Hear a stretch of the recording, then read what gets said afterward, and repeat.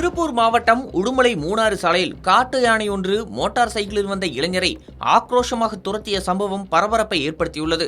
இந்த சம்பவத்தின் வீடியோ தற்போது சமூக வலைதளங்களில் வேகமாக பரவி வருகிறது.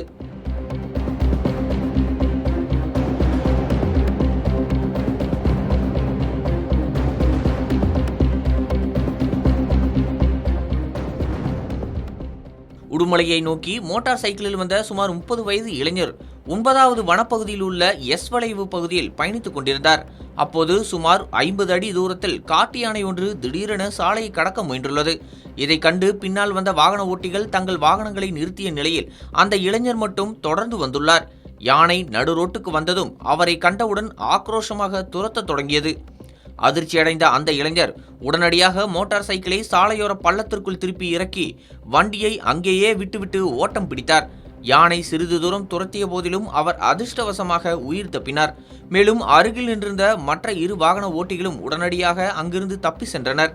இந்த சம்பவத்தை தொடர்ந்து வனத்துறையினர் முக்கிய எச்சரிக்கை விடுத்துள்ளனர். கோடை வெப்பம் காரணமாக விலங்குகளின் நடமாட்டம் அதிகரித்துள்ள நிலையில் அவை சாலையை கடக்கும் போது வாகன ஓட்டிகள் அமைதியாக காத்திருக்க வேண்டும் என்றும் வன விலங்குகளை தொந்தரவு செய்யும் செயல்களில் ஈடுபட்டால் கடுமையான நடவடிக்கை எடுக்கப்படும் என தெரிவித்துள்ளனர்.